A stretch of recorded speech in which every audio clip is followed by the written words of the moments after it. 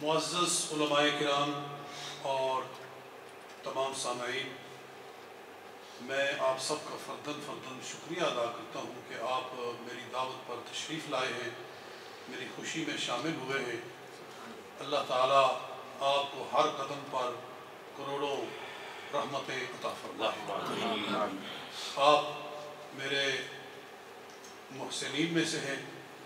آپ کا تشریف لانا میرے لیے بہت ہی خوشی کا سبب ہوا ہے، اور آپ کو بلانے کا یہ مقصد بالکل نہیں ہے کہ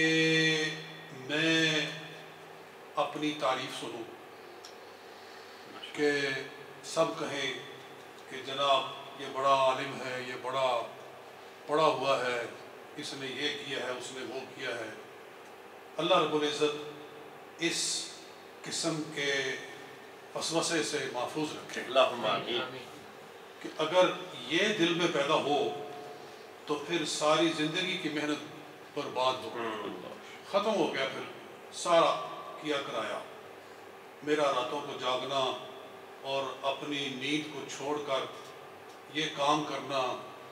بے آرامیاں زندگی بھر کی، وہ ساری کی ساری ختم ہو گئی، ریا اور سم آ گیا۔ یہ نہیں مقصد تھا، مقصد یہ تھا کہ علماء کرام اس کام کی تصدیق کریں اور اس کام کی اہمیت کو واضح کریں، تاکہ یہ میسج جو ہے زیادہ لوگوں تک پہنچے اور لوگ اس کتاب کی طرف متوجہ ہوں، لوگ اس کو پڑھ کے اس علم کو آگے پھیلائیں، کیونکہ اس تفسیر کے اندر سب سے زیادہ کام جو ہے وہ عقائد کی درستگی پر ہوتا ہے۔ جیسے کہ آپ سنتے رہے ہیں کہ شیعیت کا رد، نجدیت کا رد، قادیانیت کا رد، پرویزیت کا رد، لادینیت کا رد، یعنی کوئی محاذ ایسا نہیں ہے کہ جس پر کام کی ضرورت ہے اور اس تفسیر میں اس پہ کام نہیں ہوا ہے۔ تفصیلیت کا رد، بالکل پوری اس میں ایک فہرست ہے، یہ جو آخری جلد ہے اس میں، کہ سیدنا صدیق اکبر رضی اللہ تعالیٰ عنہ کا افضل البشر بعد الانبیاء ہونا کن کن آیات سے ثابت ہوتا ہے، وہ ایک پوری فہرست ہے۔ تو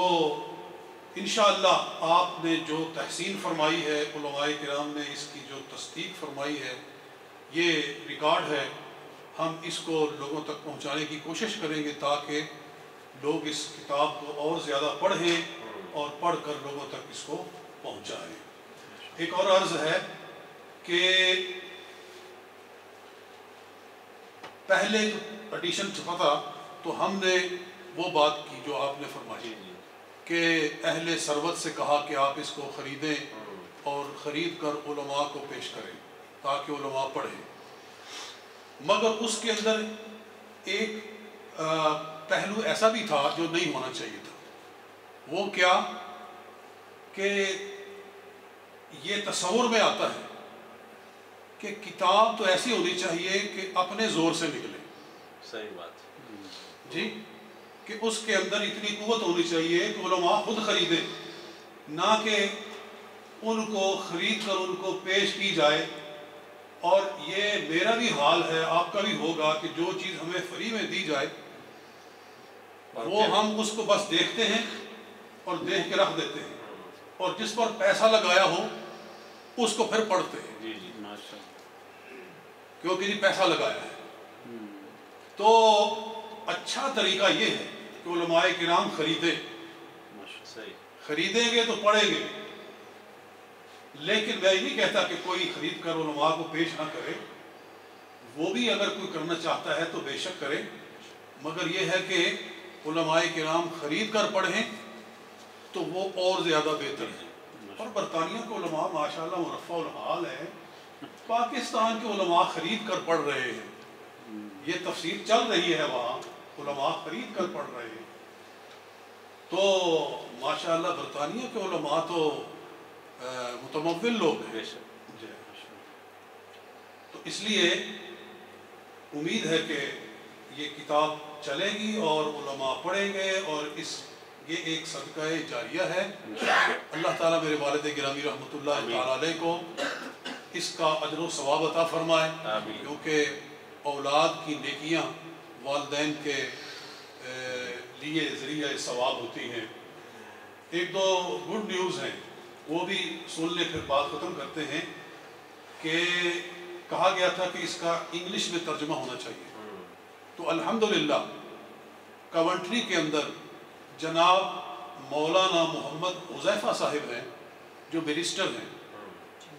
اور درس نظامی کے مکمل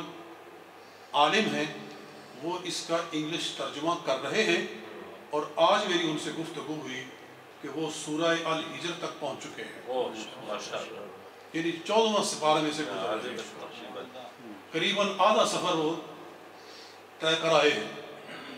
آج انہوں نے آنا بھی تھا، میں نے ان کو دعوت دی، اصرار کیا، لیکن ان کی بیٹی بہت بیمار ہے تو اس کی وجہ سے وہ نہیں آ سکے، وگرنہ وہ خود آ کر بتاتے کہ میں نے کام جو ہے وہ کتنا کیا ہے۔ تو انشاءاللہ العزیز اس کا انگلش ترجمہ بھی مکمل ہو جائے گا اور وہ بھی منظر عام پر آئے گا۔ بہت اچھا۔ اور ایک اور خوشخبری وہ پہلے ویسے بیان ہو چکی ہے کہ انڈیا سے بھی یہ تفسیر چھپ چکی ہے۔ یو پی میں مکتبہ اہل سنت ہے، حضرت علامہ مولانا سید محمد امین شاہ صاحب ہیں، میں نے ان کی زیارت نہیں کی ہے، ملاقات تو نہیں، آپ جانتے ہیں جی، انہوں نے چھاپا ہے اس کو، اور انہوں نے یہ بتایا ہے کہ ہم نے اس پر بہت سرمایہ لگایا ہے اور اعلیٰ معیار پر چھاپا ہے، سب سے اچھا کاغذ جو میسر تھا ہم نے وہ لگایا ہے۔ میرا خیال ہے کہ ہم پاکستان سے بھی اس کو شاید اس معیار پہ نہیں چھپوا سکے جس معیار پہ انہوں نے اس کو انڈیا میں چھاپا ہے، تو انڈیا کے جو علماء ہیں وہ پھر وہاں سے استفادہ کریں اور اس کتاب کو وہاں سے خرید سکتے ہیں۔ اور یہ ہے کہ اللہ تعالیٰ نے مجھے انہی گزشتہ برسوں میں توفیق عطا فرمائی ہے کہ میں نے نبی اکرم صلی اللہ علیہ وسلم کی پوری سیرت مبارکہ لکھی ہے، اس کا نام رکھا ہے سیرت طیبہ۔ سیرت طیبہ یہ لاہور میں مکتبہ نعیمیہ ہے، وہ چھاپ رہے ہیں، تقریباً ساری کی کمپوزنگ کر کے انہوں نے مجھے بھیجی ہے، لیکن اس میں ابھی اغلاط ہیں، اس کو وہ 2 مرتبہ پڑھوائیں گے اور پروف ریڈنگ مکمل ہوگی تو پھر اس کو چھاپیں گے۔ اور مجھے وہ کہہ رہے تھے مولانا محمد اکرم صاحب جو کہ اس کے مالک ہیں مکتبہ کے، کہ ہماری کوشش ہے کہ اپریل تک، اگلے سال کی اپریل تک سیرت طیبہ پوری کی پوری چھپ کر آ جائے۔ وہ تقریباً میرا خیال ہے 7-8 جلدوں میں ہوگی۔